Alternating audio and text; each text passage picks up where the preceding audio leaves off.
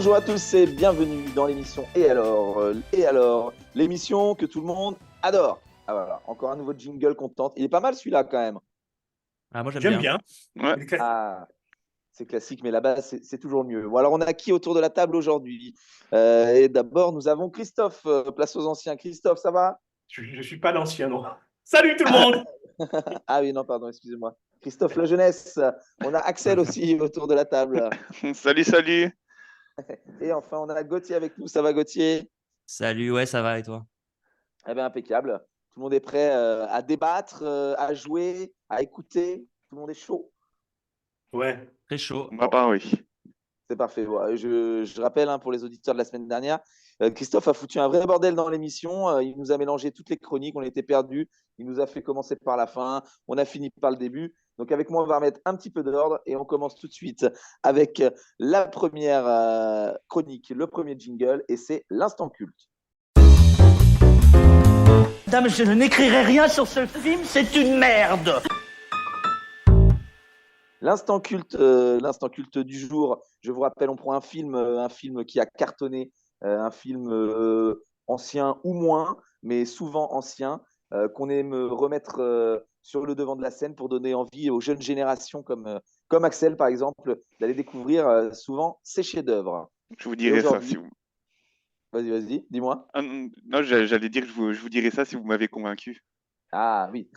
Et aujourd'hui, du coup, en ce 2 février, nous sommes le 2 février, on commence par une question. Le 2 février, savez-vous quelle journée mondiale internationale nous fêtons? Moi, je sais. Ouais, Je crois savoir aussi, mais je suis pas sûr. dis-nous. Je sais pas, c'est pas la journée mondiale de la marmotte? Eh bien, bien sûr que si, c'est la journée mondiale de la marmotte. Et qui dit journée mondiale de la marmotte, dit un film culte des années 90, un film culte de Harold Ramis avec Bill Murray et Andy McDowell. Et c'est le film Un jour sans fin. Un jour sans fin. Alors, j'ai envie que vous me disiez ce que vous en avez pensé, chers chroniqueurs de ce film, si vous vous en souvenez, si vous l'avez revu ou si vous l'avez découvert. Avec qui on commence? Gauthier, on t'écoute. Oui, alors oui, je l'ai vu. Oui, j'ai aussi adoré. Bon, la traduction française, Un jour sans fin, tu connais le nom anglais du film? Oh, je l'ai vu, mais je ne l'ai pas en tête là. Oui, c'est le jour de la marmotte, en fait. Groundhog Voilà, Day. Je parle très mal anglais. Je suis désolé, mais c'est ça. C'est le jour de la marmotte en anglais. voilà, qui est un nom qui ne spoile pas le film du coup, contrairement Voilà. au nom français. Mais bon, mis à part ça, ouais, moi j'ai beaucoup aimé le film. Bon, du coup, ce sera pas un spoiler, hein, mais toutes ces histoires, moi, de journées qui recommencent, c'est des trucs qui ont été vus et revus, mais je sais pas si c'est pas le premier, un des premiers à l'avoir fait en tout cas, un des premiers du genre. Et Oh, bah ouais, après, j'ai beaucoup non, aimé. ouais, comme ça, ouais, peut-être. Sur les boucles comme ça, temporelles, c'est possible. Pour nos auditeurs, ceux qui ne connaissent pas, on pitch un peu le film rapidement. Qui veut nous pitcher le film? Christophe, tu nous pitches le film? Oui, c'est un présentateur météo qui part faire un petit reportage. Exécrable, exécrable, Ouais, il faut le dire. un cynique, etc., un enculé, quoi. Il part, il part faire un reportage dans une J'adore petite ton ville. franc-parler, Christophe. Il n'y a pas de langue de bois avec toi. Non, je suis cash. Il part faire un petit reportage dans une petite ville de Plou, en tout cas pour lui. Il fait son reportage, il va se coucher, il se réveille, c'est la même journée. Encore et encore et encore et encore. Et alors, tes impressions, tes souvenirs? Alors, moi, je l'avais vu qu'une fois quand j'étais gosse, il me semble. Et oui, je suis si vieux. Donc, je monte au clash maintenant. Donc, je l'avais vu une fois il y a longtemps et j'avais bien aimé. Et là, je l'ai revu et pour moi, pas aimé le film, hein, honnêtement. Hein. Il est bien écrit, il est drôle, il est bien joué. Pour moi, il n'y a pas une seule fausse note quoi, dans le film. Alors moi, j'avais pas trop de souvenirs de ce film. Alors je sais que je l'avais vu, hein, je me souvenais du type qui se réveille tous les matins à 6 heures sous sa couverture, mais je me souvenais pas voilà, de tout ce qu'il y avait derrière. Je me souvenais même pas de la fin, pour ainsi dire. Et j'ai trouvé ça, il est classé dans le type de comédie romantique. Alors oui, parce que derrière, il y a une histoire de fond, voilà, d'une romance avec sa co-présentatrice. Mais en fait, eh ben, j'ai trouvé que il n'y avait pas que ça derrière. Il y a du drame, il y a vraiment de la comédie. Puis bon, c'était l'acteur de l'époque, voilà, c'était un peu le Jim Carrey un peu plus conventionnel, Bill Murray. Et j'ai trouvé ce film, ouais, je trouve qu'il n'a pas vieilli. Enfin, j'ai passé un moment, j'avais vraiment envie de continuer, quoi. Des fois, on regarde des vieux films, on se dit, ça devient ronflant. Et là, pas du tout, Ouais, Mais moi, tu moi je trouve vois, qu'il a. C'est les nouveaux films derrière qui ont repris exactement le même principe qui l'ont fait vieillir ce film. peut-être. Du coup, en fait, je m'explique, quand je l'ai re-regardé, après avoir vu déjà des films qui avaient repris le truc, genre Edge of Tomorrow, et puis plein de films où voilà, le mec se réveille, enfin le mec c'est un connard, et puis en fait il est condamné à revivre la même journée jusqu'à ce qu'il se rende compte qu'en fait il faut pas être comme ça, quoi. Hmm. Après avoir vu plein de films dans ce genre, c'est vrai que revoir ce film-là, en fait les films d'après lui ont tout volé, donc ça l'a un peu fait vieillir, quoi. On sait Et moi, directement je ce qui va trouve se que passer. c'est même au-delà de ça, quoi. C'est pas au-delà de. Enfin, c'est au-delà, justement. C'est pas juste le mec qui se rend compte. C'est pas au moment où il se rend compte qu'il qu'il va. Qu'il faut arrêter d'être un connard.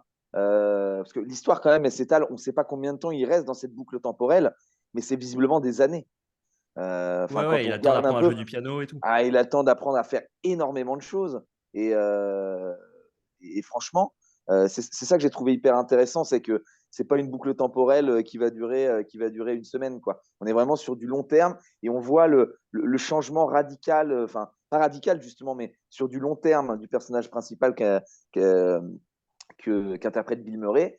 Mais justement, je trouve vraiment que il se rend compte bien avant qu'il doit changer et il change, mais ça prend encore quand même du temps avant que la boucle temporelle. Par contre, c'est quelle magie, enfin si on le sait, quelle magie à la fin, hein, c'est toujours souvent la même.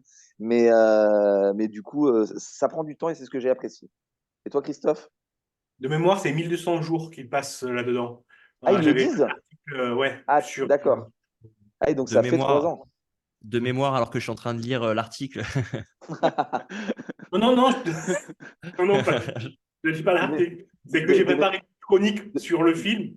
Et Ah, donc, ok. dans la chronique, c'est une info que j'avais trouvée. et je vais laisser la parole à Christophe. Tu as préparé un petit quelque chose d'ailleurs sur ça, sur Un jour sans fin.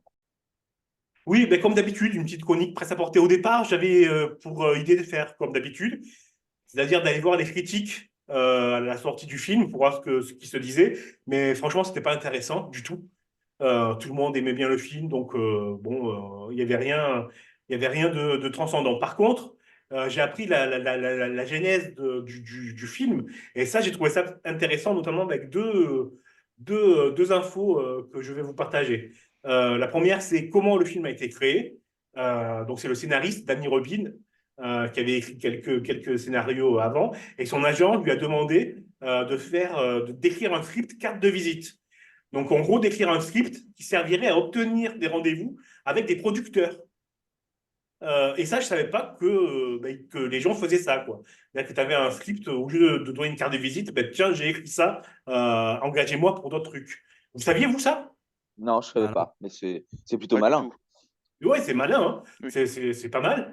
Il a eu l'idée, parce qu'il lisait à l'époque Lesta de Anne Rice, Lesta le vampire, et il y a l'idée d'immortalité qui a commencé à l'obséder, et de comment tu changes quand tu ne meurs pas, comment tu fais changer tes règles morales tes limites morales, etc. Et c'est comme ça qu'est née l'idée du jour sans fin. Euh, Tu viens de spoiler et de tuer une de mes questions pour le choix le choix de la musique de ce jour. Ça, c'est fort. ah, je suis désolé. C'est bien, au Désolé. moins ça montre qu'on travaille tous les deux sur les mêmes choses. Exactement. Ben, je rebondis sur cette idée de script. Je ne sais pas si vous connaissez Caroline Bongrand. Ça vous dit quelque chose? Non. non. Caroline Bongrand, c'est une scénariste et écrivaine française. Elle a notamment écrit le scénario de Eiffel et moi, un film qui était sorti il y a 3 4 ans. Et elle a écrit 2 romans sur le cinéma que je vous conseille. Le premier, c'est Pitch, c'est de l'autofiction. Donc, le premier, c'est Pitch, où elle raconte qu'elle lâche tout à Paris pour aller à Los Angeles suivre une école de scénaristes. Et c'est super, c'est-à-dire que tu la vois dans les rendez-vous avec les grands noms du cinéma et comment se passe l'école, comment elle se fait un réseau. C'est plein de punchlines, c'est très drôle et ça décrit quand même un milieu de cinéma une industrie, je dirais, très très, très hard. Donc, je vous conseille vraiment, ça s'appelle Pitch et c'est par Caroline Mongrand. Et le deuxième livre que je vous conseille absolument, c'est Eiffel et moi, qui raconte l'histoire du scénario de Eiffel, justement. Et c'est un truc, mais à vomir sur le milieu du cinéma français. C'est-à-dire qu'elle essaye de monter son film et tout le monde l'humilie, l'arabaisse, lui dit que c'est de la merde, alors que tout ce qu'ils veulent, c'est effacer son nom au générique et mettre le leur. C'est effrayant. Et la deuxième info que je trouve enfin, pas mal, c'est la raison de la brouille entre le réalisateur Ramis Muret et le héros du film, dont Non, le nom Harold était Ramis et Bill Murray. Bill Murray, merci. Merci. J'ai confondu les deux. J'ai mis les Ouais, deux. tu as mis le prénom et le nom de l'un de chaque. Mais des acteurs et réalisateurs très complices parce qu'ils ont fait plusieurs films ensemble avant. Ils ont fait SOS Fantôme notamment, je crois que c'est eux deux aussi. Oui, tout à fait. Ils ont fait eux Voilà. deux, ils ont même participé au scénario les deux. Et je me souviens plus de la raison de la brouille. Je l'ai lu pourtant. Je l'ai lu aussi en préparant l'émission, mais je sais Ben, plus c'est la très raison. simple. Murray Par contre, voulait. attends, juste avant que tu nous donnes la réponse, je sais par contre qu'ils ne se sont réconciliés qu'en 2014, quelques mois avant la mort d'Harold Ramis, justement, Ouais. qui a tenu à se réconcilier avec son ancien ami et très cher ami Bill Murray, voilà, avant de passer l'arme à gauche. Il ne voulait pas mourir Merci. en restant brouillé avec son meilleur ami de l'époque. Ouais, effrayant que du temps perdu. Non, mais en fait, Murray voulait avoir des rôles un peu moins comiques et un peu plus profonds. Et donc, il n'aimait pas la tournure que prenait le scénario, qui était pour Amis, il fallait aller vers le comique, vers la comédie. Alors que la première mouture du scénario j'ai oublié le nom du scénariste. Alors que la première Harold Ra- mouture du scénario de Danny Rubin, c'était vraiment un peu plus philosophique, un peu plus profond, un peu plus film d'auteur. Hmm. Après, on le sent quand même, hein. Mais grâce à Enfin, Murray, parce qu'il a fait des pieds et des mains pour conserver une petite partie philosophique. ouais, mais et c'est ce que je disais, et qui est très intéressant et très culte dans ce film, c'est qu'on est sur un type de comédie romantique, mais qu'au-delà de ça, on a les codes de beaucoup d'autres genres de films, de drame, de philosophie, de remise en question, de films d'auteur aussi. Voilà, la petite scène où ça fait des années qu'il est bloqué dans sa boucle temporelle et qu'il va en finir avec la vie et qu'il se rend compte que il peut pas. Elle est vraiment cette scène-là où il enchaîne les tentatives de mettre fin à la boucle temporelle. Elle est prenante avec une super musique derrière. Et on sent tous ces codes-là, ça m'étonne pas. Ok, ça marche, super. D'autres infos, Christophe, ou c'est bon? Oui, 1200 jours Ah, ça y est, t'as retrouvé ta page Wikipédia. C'est tout. C'est tout pour moi.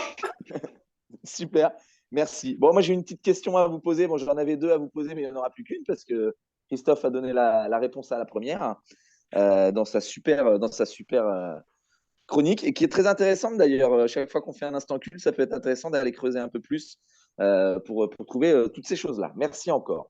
Allez, une question et on écoute de la musique. Celui qui a la bonne réponse choisit la musique. Alors attention, Allez, c'est parti. il existe une suite sortie en 2019 au jour sans fin, mais sous quel format? Jeux vidéo. Ah, bien joué, oui, bah oui. J'ai joué. T'as dû le lire, toi. J'y ai joué. Ah, tu y as joué C'est pas carrément. vrai. Ah, je ne savais même pas. Et C'est quoi oui, le en nom? 2010, c'est une très bonne question. Mais en 2019, mais je crois que c'est, Vous oubliez deux. ouais, voilà, le 2 ouais. Ah Adrien, ouais. j'ai oublié. Jour de la marmotte 2. Donc, sorti en 2019. En fait, on y suit le fils du personnage principal. Voilà, à travers un jeu vidéo d'aventure. Voilà, C'est j'avais envie Tel de. Fils, le titre de ce Voilà, titre. exactement. Ah oui, d'accord, ok. Et donc, lui, pareil, revit sa journée. Je sais pas, j'y ai jamais joué, hein, je vais pas vous mentir. Ouais, c'est ça. Et il doit faire des quêtes pour. Franchement, c'est pas très bon. Il doit Ouais, c'est faire des pas très quêtes bon. pour débloquer des avancées dans sa journée, etc. Ça peut vite être un peu C'est au répétitif comme jeu, final. non? Ça peut être Pardon? répétitif, ouais. Ça peut vite Oui, être allez. répétitif. Le principe, c'est que tu as la journée qui se répète. Bon, Moi, j'ai un jeu qui est aussi un peu dans le, qui joue avec le temps, c'est Deathloop. Je sais pas si vous en avez entendu. Non? Non, pas C'est du tout. sorti il y a 3 ans et c'est le premier jeu que j'ai fini depuis longtemps parce que vraiment c'était un délice en fait d'y jouer. C'était super bien. Il y avait tout était bien dans ce jeu, donc je vous conseille de moins d'aller voir. C'est le studio Arkane. Ah bah En oui, fr- très bon C'est studio. c'est français, donc c'était Oui, vraiment bien. d'accord, ok. Ben on retient. Ok, on va clôturer ce chapitre sur le. Il est temps, sur le temps, de clôturer le chapitre sur le temps, de ne pas remonter le temps. On peut faire plein de jeux de mots avec ce mot temps. Et donc on va continuer et on va d'abord faire une petite pause musicale et je vais demander à Christophe de choisir sa chanson. Oui, on va écouter Good Ones par Charlie. Allez, c'est parti, on écoute Good Ones de Charlie.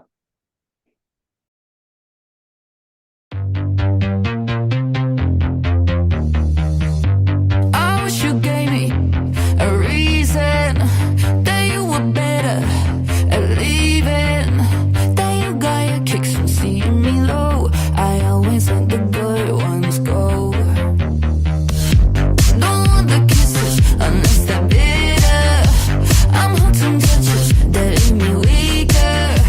I swear that I love nothing more than broke. I always let the good ones go. And maybe you couldn't have loved me any better, but doing this is all that I've known it for. I want the bad ones, 'cause they're all I know. I always let the good ones go. I always let the good ones go.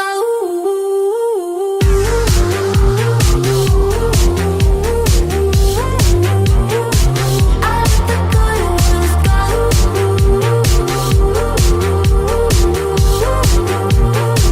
I let the good ones lay you down easy.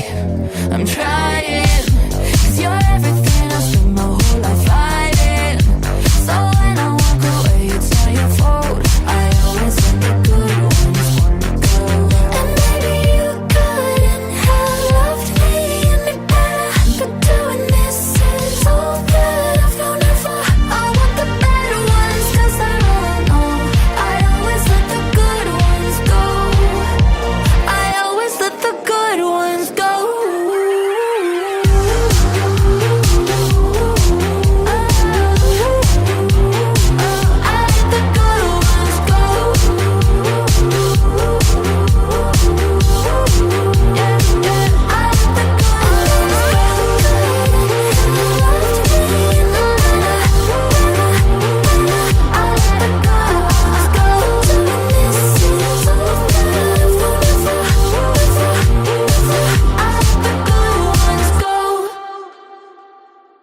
Et je me suis dit, c'est Netflix. Non, c'est pas la télévision. Alors ça, c'est très tordu, mais bougrement intelligent. On va parler série, on va parler d'une série Netflix, une mini-série en 4 épisodes de 40 minutes à 1 heure. Donc ça se voit très rapidement. Et c'est toute la lumière que nous ne pouvons voir. Donc c'est une mini-série tirée du livre éponyme de Anthony Doerr, qui a quand même été, je peux vous le dire, prix Pulitzer. Donc, le pitch un peu rapidement, donc c'est Marie, une jeune aveugle, durant la Seconde Guerre mondiale. Voilà, c'est la personnage principale et elle est pourchassée dans la ville de Saint-Malo par des nazis, pour qu'on retrouve un bijou disparu. Donc ça a une forme un peu de chasse au trésor, avec un bijou convoité. Le casting est bon, hein, parce qu'il y a Hugh Laurie, retour de Hugh Laurie, le célèbre Dr House, et Mark Ruffalo qui joue Hulk dans les séries Marvel. Christophe, tu l'as vu cette série? T'en as pensé quelque chose ou t'en as entendu parler? Alors, je n'avais entendu parler ni du livre ni du film. Et c'est quand tu as dit que tu mettais cette série dans l'émission que j'ai été regarder le premier épisode. J'ai eu le temps de regarder que le premier épisode. Alors, t'es happé direct, vraiment, dès la première scène, avec ces avions qui bombardent la ville Saint-Malo. Ça te pose bien les personnages. Et moi, j'ai beaucoup aimé le premier épisode. C'est bien fait, c'est bien joué. L'actrice est touchante dans son jeu et dans la recherche de son père. Vraiment, vraiment un bon premier épisode. J'espère que la qualité ne baisse pas dans les 3 premiers, mais moi, j'ai bien aimé. Ouais. Ouais, quelqu'un Écoute, d'autre? Ouais, j'allais dire pour te répondre, Christophe, moi justement le premier épisode, je me suis dit: «Oh merde, c'est quoi ce truc et tout?» Bon, je vais quand même regarder un peu, puisque ça a été proposé pour l'émission. Et en fait, c'est à partir du deuxième où je suis rentré dedans vraiment jusqu'à la fin. J'ai bien aimé le format, en fait, 4 épisodes de 40 minutes, ça fait un gros film avec 3 entr'actes, en fait, hein. C'est Et ça. l'histoire avance suffisamment vite, enfin, c'est vraiment sympa. Je dirais pas tant que c'est l'histoire d'une chasse au trésor pour autant, parce qu'il y a plein d'enjeux, en fait, qui se croisent. Donc, c'est assez riche. Quoi. Il y a plein de personnages Oui, différents qu'on oui, oui. suit et chacun n'a pas les mêmes objectifs. Donc c'est vraiment pas mal et assez. Ouais, j'allais dire un beau film, une belle série. Oui, quand je disais c'est chasse au trésor, c'est vraiment sur fond de chasse au trésor. Voilà, une chasse au trésor d'un bijou potentiellement maudit et qui serait caché à Saint-Malo par un nazi qui, lui, veut à tout prix le récupérer. Mais à côté de ça, bien sûr, il y a l'histoire de la résistance et on reste durant la Seconde Guerre mondiale. Donc, on a toute la dramaturgie aussi Bah, du fait surtout réel. l'histoire de la radio. Oui, L'histoire et de de la la radio. radio, ça tourne en fait autour de tous les personnages un petit peu de cette série ont des compétences un peu dans tout ce qui est radio, Ils ce sont qui tous fait. reliés quelque part Ouais, par cet objet. ouais, c'est ça. Et sans spoiler, du coup, c'est vrai que la radio, c'était quelque chose qui servait à la résistance, qui était interdit pendant la Seconde Guerre mondiale. Et du coup, il y a pas mal d'enjeux aussi autour de ça, autour voilà, de la station de radio cachée qu'il faut pas trouver, ou c'est un peu le chat et la souris dans la ville. Donc c'est pas Ouais, mal. Ouais. exactement. Non, moi, très, très clairement, j'ai été. Alors moi, j'adore tout ce qui. Moi, il y a tous les codes que j'aime. Il y a la Seconde Guerre mondiale. Moi, je suis un fan d'histoire et un fan de Seconde Guerre mondiale. Donc, j'ai adoré le décor planté là. J'adore quand un épisode se finit avec une grosse bande-son et on a envie que d'une chose, c'est de lancer tout de suite l'épisode suivant. Et c'est comme ça à la fin de l'épisode 1, l'épisode 2 et l'épisode 3. Donc, on a envie d'enchaîner. Je reproche un peu la simplicité de la fin, qui arrive un peu trop vite à mon goût et qui, je trouve, est un peu bâclée et qui aurait pu être différente, mais qui apparemment est très fidèle au livre. Et il faut respecter l'œuvre de son auteur, surtout prix Pulitzer. Mais j'ai trouvé la fin un petit peu décevante par rapport à la qualité de l'entièreté de la série. Je ne sais pas ce que tu en penses, Gauthier. Bah, ça m'a moins choqué que toi parce que finalement, alors oui, il n'y a pas une fin extraordinaire comme dans un Marvel ou dans des grosses productions plus modernes, enfin plus modernes, même si c'est très moderne.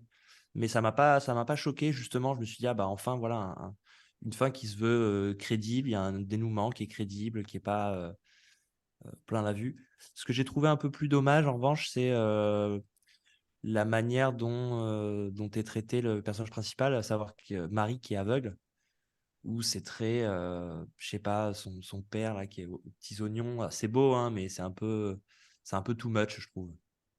Ouais, ouais, ouais. Après, il faut savoir une chose, j'ai une anecdote là sur cette actrice justement. Donc il faut savoir qu'elle, c'est le premier film qu'elle fait, enfin, la première série dans laquelle elle joue. Donc je me posais la question si elle était réellement aveugle ou pas. Oui, elle est pas aveugle à 100%, mais elle est très très malvoyante.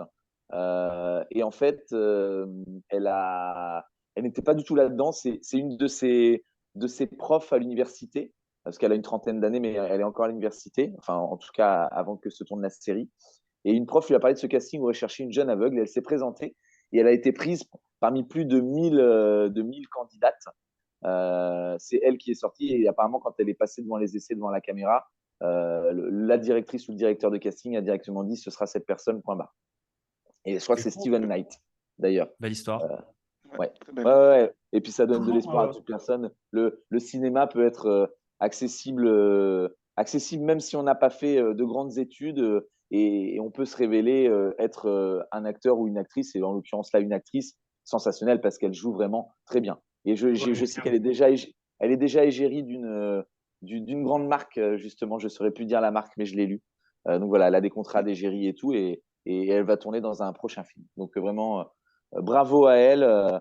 Bravo à elle de montrer la part belle, déjà pour les femmes et pour les personnes malheureusement atteintes d'une cécité, et voilà, et qui sont, elle est quand même époustouflante dans le film. Je ne sais pas ce que vous en avez pensé, les gars.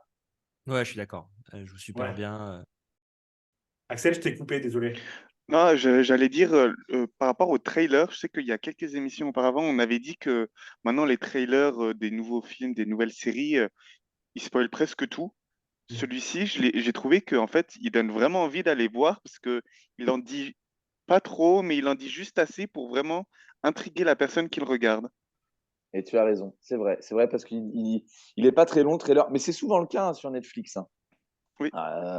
Netflix, ils font des trailers assez courts et ça permet de garder un certain suspense. Mais ouais, du coup, tu as complètement raison. Le trailer donne envie d'aller voir ce qui se passe. Et puis moi, je trouve que c'est aussi le retour de Hugh Laurie qu'on n'avait pas vu depuis un certain temps et que je trouve génial. En Doctor House, il était subliminal, mais même là, il joue très bien le rôle de l'oncle un peu bougon. Qu'est-ce que vous en avez pensé, vous, les gars? Moi, je trouve qu'il joue très bien. Je n'ai pas l'impression que ce soit un personnage de. Il est pas si bougon quand même, non? Ah, au début, si, quand même. Ouais.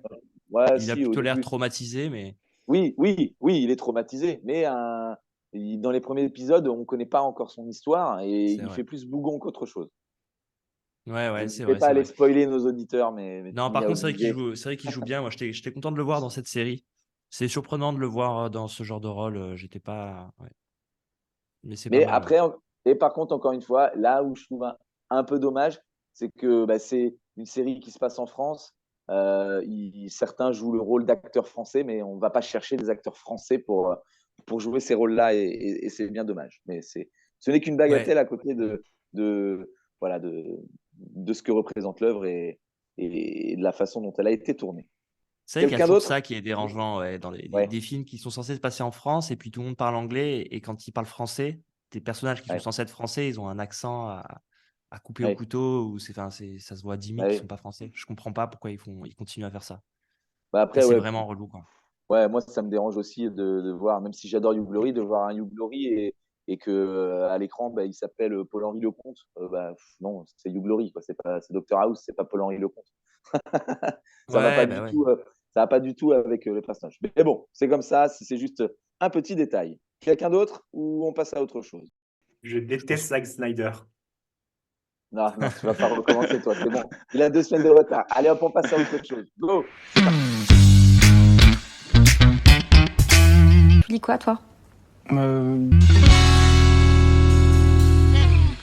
Très bien, et il est temps de redonner la parole à Christophe avant une nouvelle pause musicale. Christophe, qu'est-ce que tu nous proposes? Je vous propose une nouvelle chronique de lecture de la presse, d'informations sur la presse et d'en parler, savoir si vous étiez au courant, etc., etc., et débattre, blablabli, blablabla. Allez, c'est parti, débattons blablabli, blablabla avec la nouvelle chronique de Christophe. Alors justement, la première, le premier article que j'ai lu, c'est dans une revue qui s'appelle Éléphant et qui m'a fait penser à toi, James, ou plutôt à l'émission d'il y a 2 semaines où tu nous avais conseillé le livre Vilain, Oui, euh, donc il parlait des vilains, et justement dans des vilains de Disney, pardon, et justement cette revue Éléphant, ils font tout un dossier sur les méchants en littérature, sur pourquoi ils oh, sont importants, etc.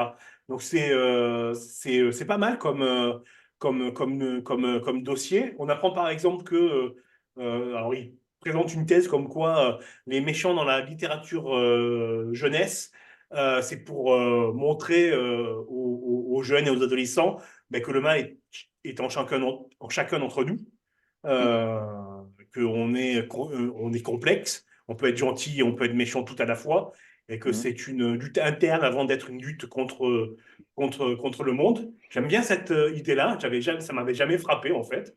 Donc du coup, ouais, je vous conseille de lire ce dossier dans la revue L'éléphant. Vous, est-ce que vous avez un méchant préféré? Est-ce que vous avez un méchant là qui vous pop dans la tête? Axel?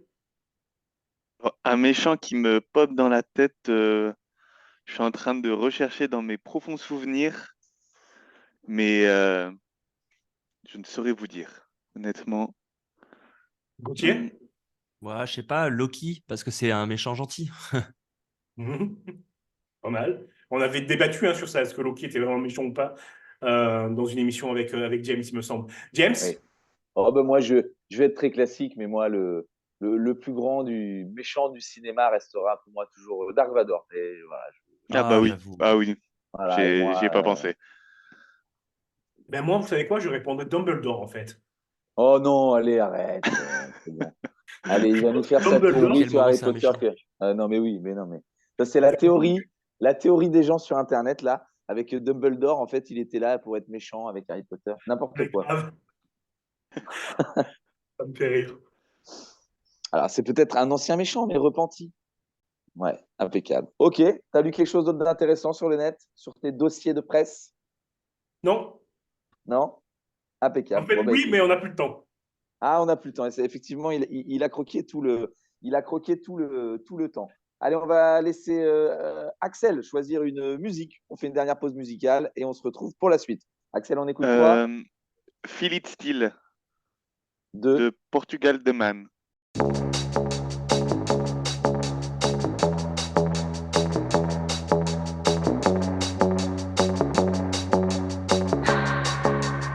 Can keep my hands on myself. Pick up, dust them off, put them back up on the shelf. Yes, my little baby girl is in need. Am I coming out of left field? Ooh, I'm a rebel just for kicks now. I've been feeling it since 1966 now. Might be over now, but I feel it still. Ooh, I'm a rebel just for kicks now. Let me kick it like it's 1986 now. Might be over now, but I feel it still. Got another mouth to feed. Leave it with the babies till the mama call the grave digger. Gone with the falling leaves. Am I coming out of left field? Ooh, I'm a rebel just for kicks now. I've been feeling it since 1966 now. Might have had your fill, but I feel it still. Ooh, I'm a rebel just for kicks now. Let me kick it like it's 1986 now. Might be over now, I feel it still. We could fight a war for peace. Giving to that easy living, goodbye to my hopes and dreams. Stop flipping for my enemies. We could wait until the walls come down. It's time to give a little to the kids in the middle. Oh, till it falls, won't bother me.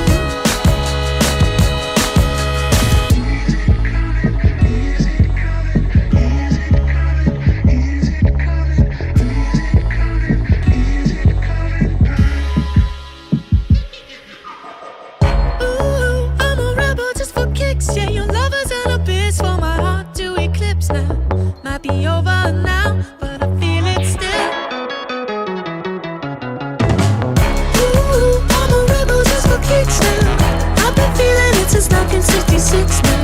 Might be over now, but I feel it still. Ooh, I'm a rebel just for kicks now. Let me kick it like it's 1986 now. Might be over now, but I feel it still. Might have had your fill, but I feel it still. J'ai 50 ans et je joue encore aux jeux vidéo. C'est quand même beau, c'est artistique.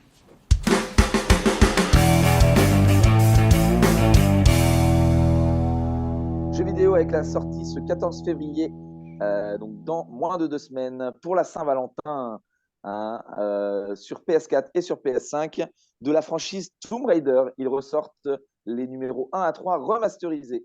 Alors, qu'est-ce que vous en pensez? Qu'est-ce que ça vous fait d'entendre cette information autour de la table? Qu'est-ce que ça me fait? Honnêtement, pas grand-chose. Parce que autant j'aime beaucoup les films, autant je vais pas forcément jouer au jeu. Moi, je suis pas très, contrairement à ce que j'ai pu dire dans les autres émissions, je joue à quelques jeux vidéo, mais ça va pas être ce genre de jeu vidéo, quoi. Ok. Il anticipe ma deuxième question. C'est bien, justement. J'allais vous demander si vous étiez plus pour la franchise du côté film ou du côté jeu vidéo. Donc, toi, c'est plus les films qui t'ont séduit. Moi, c'est plutôt les films. Bah après, Alors, ouais, lesquels? c'est plutôt les films. Ceux avec Angelina Jolie ou avec Alicia Vikander? Je crois qu'il y en a eu un avec Alicia Vikander. Alors là, je saurais pas te dire, mais en fait, c'est plutôt le genre, moi, que j'aime bien. C'est le genre exploration. Pour moi, Tomb Raider, c'est un peu un mélange entre Batman et Indiana Jones. Ok. Où tu vois, elle vient d'une famille riche, tout ça, elle a des moyens, mais elle a décidé quand même d'aller combattre des méchants. Et puis, il y a tout le côté exploration, tout ça. Donc, ouais, c'est plutôt un genre que j'aime bien en général parce que, en fait, il y a tous les ingrédients que j'aime bien pour un dimanche soir, quoi. Ok, super. Axel, toi, tu connais Tomb Raider déjà ou il n'y a Euh, pas eu, y a pas eu de jeu quand tu étais né? si le premier jeu que j'ai joué de Tomb Raider, il était Le, sorti en le, le, 2014. le 19, c'est Tomb Raider 19. Nous, on a sorti la connue du 1 et lui, il nous dit j'ai joué au premier, c'était le 19. Ok? Non, bah, 2014, donc. pour moi, c'était le premier hein, qui était sorti. Yes. Mais non, moi j'aime bien. Je suis plutôt jeu, on va dire, parce que moi Hmm. j'adore la licence. Je sais pas si vous connaissez Uncharted, Oui, ouais, parce que et c'est un peu qui du même Ouais. acabit, hein. C'est c'est le à Tomb peu Raider, près, c'est le Tomb Raider au masculin. c'est exactement ça. C'est des énigmes, et moi j'aime bien ce genre de jeu. Donc pourquoi pas jouer maintenant au 1 jusqu'au 3 remasterisé, mais vu les graphismes, ça me fait un peu peur quand même. Hmm. Christophe, c'est bon, je te laisse la parole. Alors, moi, j'ai jamais joué la première trilogie. Je suis passé à côté total. Par contre, j'ai découvert Tomb Raider avec la nouvelle trilogie de Crystal Dynamics, que j'ai adoré, justement, comme a dit Axel, parce qu'il lorgnait du côté de Uncharted, que j'avais adoré aussi. Donc ça m'avait plu. Les graphismes étaient superbes. La jouabilité était superbe. L'histoire aussi, elle était vraiment bien. Et puis en plus, quand tu cherchais tous les bonus, entre guillemets, tu avais toute une histoire derrière qui se prolongeait dans le 2 et dans le 3, avec notamment l'association Trinity, que tu ne découvrais vraiment que dans le troisième épisode, il me semble, mais dont tu avais quand même des traces dans le premier. Donc ça faisait un petit peu un fil rouge comme dans une série télé. Et moi, j'ai adoré les trois derniers, la dernière trilogie, quoi. Quand Lara Croft devient Tomb Raider. J'ai adoré cette trilogie-là. Et Ok. sur le remaster, je suis pas remaster, moi, ça m'emmerde des remasters. Je suis pas passéiste, c'est passé, c'est passé. Fais de nouveaux jeux aussi bons avant de nous revendre ta même merde. Ok. Alors moi, je suis Waouh. complètement à l'inverse. Voilà, je suis complètement à l'inverse. On n'est pas souvent d'accord, hein, mais c'est ce qui fait notre force aussi dans cette équipe avec toi, Christophe. Moi, je suis très rétro gaming et j'adore toutes les sorties remasters. J'achète tout. Les jeux Star Wars, les Assassin's Creed, et les Tomb Raider. J'ai grand hâte que ça sorte parce que moi, j'ai fait les 1, 2 et 3 sur ma PlayStation 1 et eh ben, j'ai envie d'y rejouer. Parce que quand on voyait la pixelisation de l'époque, j'ai ressorti ma Play justement exprès il n'y a pas longtemps pour relancer le jeu Tomb Raider. Waouh, ouais, les pixels, Ah ça ouais. pique les yeux. Donc là, On en croirait version jouer à Minecraft, remasterisée. ouais. Ah bah oui, oui. Et donc là, en version remasterisée, je pense que ça va vraiment donner un peu plus. Et je suis ravi de ce que tu m'as dit sur la nouvelle trilogie des Tomb Raider, par contre, enfin sur la dernière trilogie des Tomb Raider, parce que je ne connais pas du tout. Je n'ai pas du tout joué au nouveau Tomb Raider, mais ça m'a donné envie. C'est quoi? C'est plus axé sur comment Tomb Raider devient Tomb Raider. Donc c'est sur la jeunesse de Lara Croft. Voilà, c'est ça. C'est qu'elle Ok. commence, elle est toute fragile, elle sait rien faire, donc elle apprend tout au fur et à mesure dans le premier épisode, et au fur et à mesure, elle s'enhardit, elle devient de plus en plus compétente. C'est une vraie bonne trilogie avec un bon background et une bonne histoire, et c'est vraiment une série télé parce que c'est vraiment bien construit, vraiment bien construit. Ouais, Et super. aux techniques, c'est le top. Je suis vachement étonné, moi, que la licence Lara Croft n'ait pas beaucoup plus perduré au cinéma. Bah, les deux volets avec Angelina Jolie étaient très bons, mais ils avaient fait un film, donc je crois avec Alicia Vikander dans le rôle de Tomb Raider. Et du coup, je l'avais trouvé vraiment très bon, le film, et j'attendais la suite avec impatience, mais qui n'a jamais vu le jour. Vous l'aviez vu, le dernier Tomb Raider? Oui, moi je l'ai vu parce qu'il correspondait justement à la relecture de Tomb Raider par Crystal Dynamics. S'ils reprennent un petit peu le scénario du premier épisode de la trilogie jeux vidéo. Et effectivement, comme j'ai dit, le scénario du jeu vidéo, il était super et ça se voit dans le film, même s'il y a deux, trois petites différences. Ok. Et du coup, t'as eu des news sur ce film? Est-ce que un 2 va voir le jour ou pas du tout? Je crois que ça a été un flop, hélas. Ah ouais? Pourtant, il avait eu des pas trop mauvaises critiques pour un film de ce genre à la sortie. C'est étonnant. Ok, super. Ah ben non, je viens de confirmer sur Internet qu'effectivement, il n'y aura jamais de second film avec Alicia Vikander. Info du 23 juillet 2023. Donc effectivement, pour ceux comme moi qui avaient bien aimé, jetez votre DVD, il n'y aura pas de suite. Euh, Ouais. autre chose, à dire sur la licence Tomb Raider ou autre? Non, mais je suis sûr qu'ils en feront d'autres de films, peut-être pas avec cette actrice, mais c'est une licence qui marche trop pour qu'ils s'arrêtent là, quoi. Eh ben, Déjà je que l'espère. récemment, ils ont sorti le film avec Uncharted. Qui était une belle merde, ça, par contre, avec Avec Tom Holland. j'ai pas vraiment aimé, mais pour des personnes qui peut-être ne connaissent pas l'univers, voir Tom Holland sauter d'un avion, ça peut être impressionnant. Donc j'imagine que je sais même pas s'il a bien marché, mais Non, je crois pas. Pas plus que bah ça. donc peut-être d'un film dans le même genre. À voir.